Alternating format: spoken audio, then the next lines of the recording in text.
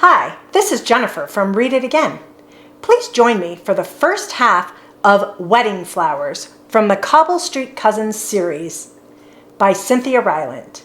Please consider subscribing, and if you enjoyed this book, hit the like button and share this video with all your friends. Wedding Flowers, the last book in the Cobble Street Cousins series by Cynthia Rylant. Chapter 1, Happy Returns. It was August, and on Cobble Street, the pretty blue house with red geraniums by the door had been quiet for much of the summer. No nighttime giggles and whispers could be heard in the attic. The kitchen was always very clean. There was hardly any cookie baking going on, and the front porch surely needed a cat. All of this, however, was about to change, for the Cobble Street Cousins were coming back. Lily, Rosie, and Tess, three girls now 10 years old, had lived in this sweet blue house with their Aunt Lucy for nearly a year.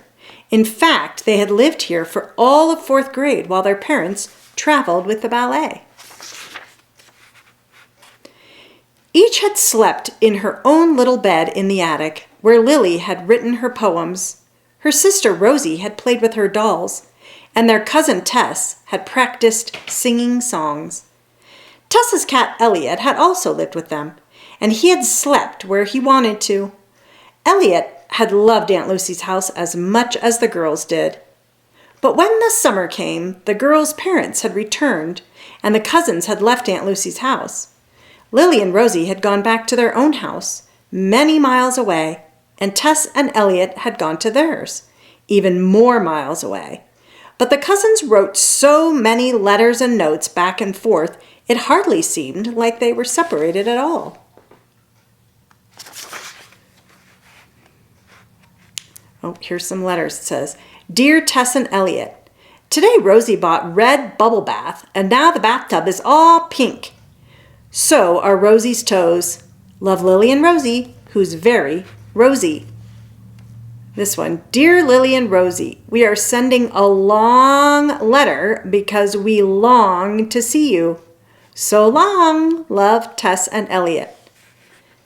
This one says, Dear Elliot, here's some catnip for you and you don't have to share it with Tess. Love, Lily and Tess. Dear Lily and Rosie, today I hit a high note and now I sound all squeaky. I think my birthday career is ruined. Love, Tess, but I still can dance.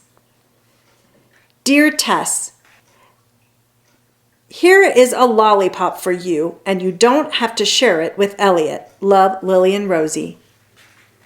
This one says, Dear Lily and Rosie, it was strep throat. I'm all better. La la la. Love you, Tess. Dear Tess and Elliot, the neighbor got a cat and named him Pudding Dear. Elliot must promise not to laugh. Love, Lily and Tess. Tee hee hee. Dear Rosie and Lily, I regret to tell you that Elliot has passed out from hysterics.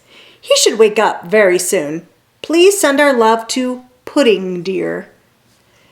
Dear Tess and Elliot, we miss you. We can't wait for the wedding. Love, Lily and Rosie. Dear LNR, standing for Lily and Rosie, ditto. Love, T and E. See you at the wedding.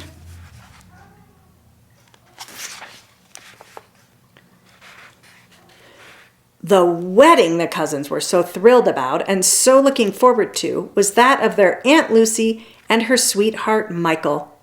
The cousins had introduced Michael to Aunt Lucy, so they felt very proud and happy about the way things had worked out. Plus, Aunt Lucy had actually asked them to help with the wedding. She said they were the best at making things fun. And as if that weren't exciting enough, Aunt Lucy wanted all 3 girls to be her bridesmaids. So now the cousins were on their way back to Cobble Street. 2 by train and 1 by plane, with a certain cat nicely tucked under her seat, and everyone was happy as could be. A wedding was in store. Michael met Lily and Rosie at the train station. When the girls walked into the terminal and saw him standing there, they dropped all their bags and boxes and books and nearly knocked him down with their happy hugs. "Cousins," said Michael, grinning shyly. "It's great to see you. Life is so different without you." "Do you mean boring?" asked Lily, picking up a large bag. "And dull?" asked Rosie, reaching for a box. "Exactly," said Michael, filling his arms with the rest of the girls' things. "Good," said Lily and Rosie, smiling happily. "Ready to go to Cobble Street?" asked Michael. "Tess and Elliot should be there by now." Rosie sighed. "Cobble Street," she said with satisfaction. "Music to my ears," said Lily. On the way to Aunt Lucy's house, the two girls told Michael what they'd been doing in the summer weeks since they'd last seen him. "Lily joined a writing club at the library," said Rosie, "and Rosie is taking a pottery class," said Lily. "I'm not very good at it," said Rosie. "My pots go bloop, bloop, bloop off the wheel." Michael smiled. "What have you been doing, Michael?" asked Lily. "Are you taking summer classes?" Michael was studying to be a botanist. "Actually, I've been helping Lucy with the house," he said. "I fixed the leaky roof, painted the parlor, replaced 3 steps, and re-grouted the sink." "Wow," said Rosie. "I also mashed my thumb, sprained my ankle, bruised my head, and fell off a ladder," Michael added. Rosie giggled and giggled. "That's just what I would do," she said. "I know," said Michael with a big grin. "We're alike in that way." Rosie felt so happy. Michael remembered they were a lot alike. He was going to be a wonderful uncle. As if Lily were reading Rosie's mind, she asked, "Should we call you Uncle Michael?" "You can call me whatever you like," said Michael. He thought a moment. "Homer. You can call me Homer if you like. Or maybe Otis." Lily laughed. "I like Otis," she said. "How about Goober?" asked Rosie. "Or Dumpling," added Lily. "Sparky? Rover?"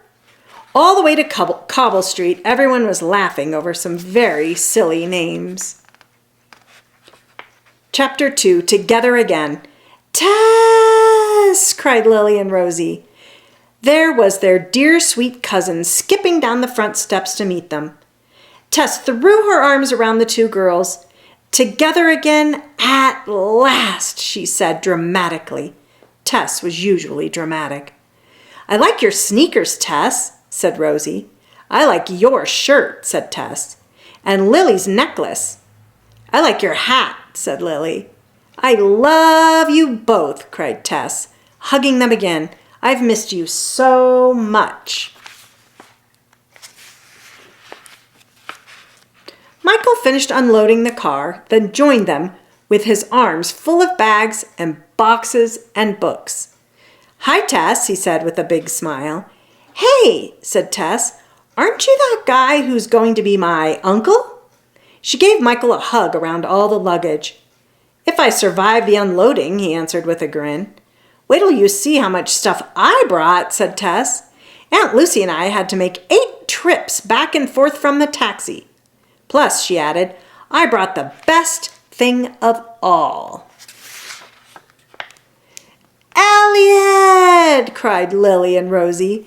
They ran up the steps.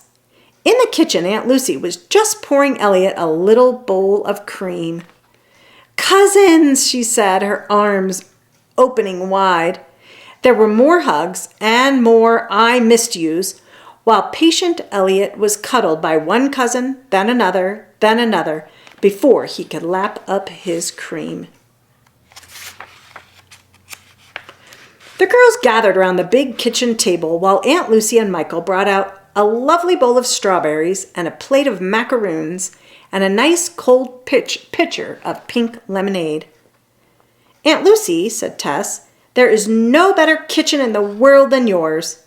"No better house," added Lily. "Or napkins," said Rosie. "Napkins?" asked Tess. "See?" said Rosie. Little petunias, she said, holding up her napkin. Aunt Lucy smiled and stroked Rosie's hair. You always love the small things, Rosie, she said. Speaking of small things, said Michael, reaching into his pocket. He brought forth 3 tiny wrapped boxes and set them on the table. They're from Lucy and me, he said. Oh, my goodness, said Lily. Cool, said Tess. Wow, said Rosie. Aunt Lucy smiled. You may open them now if you like, she said. With eyes wide, each of the cousins picked up her own small gift. First, let's unwrap them, said Tess. Then let's open them at the same time. Okay, answered Lily and Rosie. The girls carefully removed the paper and ribbons. Okay, asked Tess. Lily and Rosie nodded. Open, said Tess. Each girl removed the lid from her small box, and all 3 girls gasped with delight at what they saw. For inside each box was a delicate silver bracelet, bearing a single silver charm. Mine has a cottage charm, exclaimed Rosie, lifting hers up. I have a record player, said Tess. And I have a typewriter charm, said Lily. Thank you, all 3 girls cried, hugging Aunt Lucy and Michael all over again. The bracelets are to say thank you from Michael and me for bringing us together, Aunt Lucy said. Michael nodded in agreement. And we thought, continued Aunt Lucy, that each summer when you come to stay with us, we'll add a new charm. They'll be good future charms, said Michael. Whatever is new and good in your life, we'll add a charm to celebrate it. Wow, said Tess. I hope I get a star charm for being the star of a musical. I hope I get an Eiffel Tower charm, Lily said with a smile, when I go to Paris. I'd like a puppy, said Rosie. Aunt Lucy helped each cousin put on her bracelet. Whatever the charms may be, she said, they'll celebrate really wonderful things in your lives, and we can't even begin to guess what those will be. Like you, said Rosie, you didn't guess you'd find Michael. Right, said Aunt Lucy. He's your charm, said Tess. Your Prince Charming, added Lily. Not in these socks, said Michael. I just noticed them. Everyone looked down at Michael's feet. One sock was blue, the other green. I do that all the time, said Rosie, except I have cows. Everyone looked at Rosie for a silent moment. Then they all burst into laughter. It was so good to be together again, there in Aunt Lucy's kitchen.